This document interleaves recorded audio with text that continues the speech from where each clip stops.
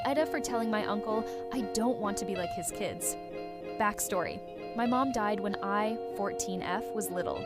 She had been sick for a while, and before she died, she set everything up so I would go to her best friend, Katie. My uncle Nick fought for custody of me after my mom died because he thought I should be with family.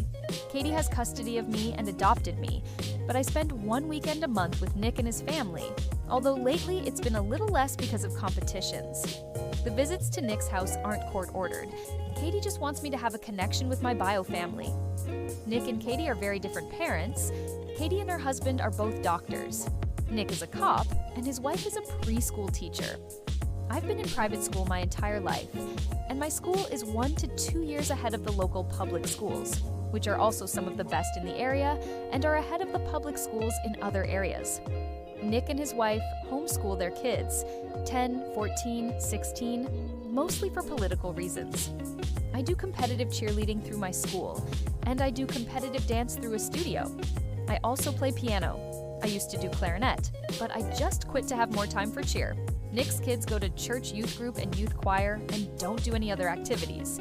Katie also makes me earn my allowance. I have to work, and she'll match whatever I make at the end of the month, and Nick just gives his kids money whenever. I was at Nick's house last weekend, and he was doing his usual thing where he talks shit about Katie and her parenting, and how I never have free time. Not true, BTW, because I'm always doing homework, or at dance, or cheer, or working, and how his kids actually get to be kids because they only do 2 to 3 hours of school a day, and don't have to worry about competitions or maintaining a 3.0 GPA. My school requires you to have a 3.0 for any extracurriculars, and if I'm not allowed to participate in school activities, I'm not allowed to participate in after-school activities. He said something like, "Wouldn't it be nice to slow down and get to be a kid like his kids do?" I told him, I like my life the way it is, and I wouldn't want to be like his kids. I'm going to start dual enrollment college classes next year, and I don't know if his kids are even going to be able to go to college, considering my 10-year-old cousin still can't multiply single-digit numbers, and my 14-year-old cousin is technically a grade above me, but she can't solve simple linear equations. Plus, they don't have any hobbies. Every time I come over, we just go to the mall and look around and watch movies at their house and eat a lot of fast food. He got pissed because I have no right to criticize his parenting and insult his kids, so he called Katie and told her to pick me up early because I'm a spoiled, entitled brat that thinks I'm better than them. Katie thinks I should have just smiled and nodded and that I went a little too far. We've decided it'll be best if I don't go to their house for a while, but I'm starting to feel bad because I did kind of call my cousins stupid.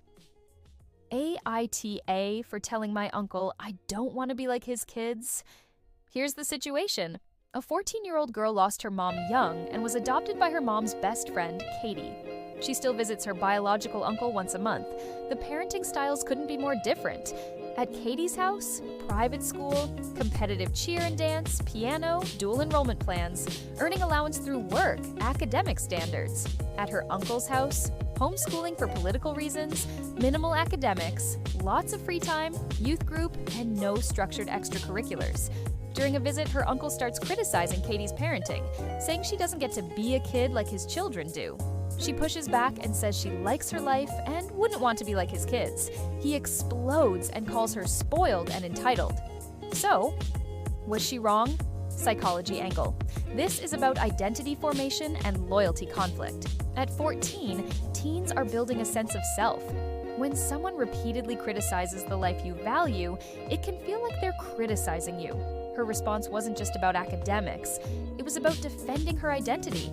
There's also projection happening. The uncle may feel insecure about his parenting choices. When people feel threatened, they sometimes devalue the alternative to protect their ego. In this case, criticizing Katie's structure and ambition.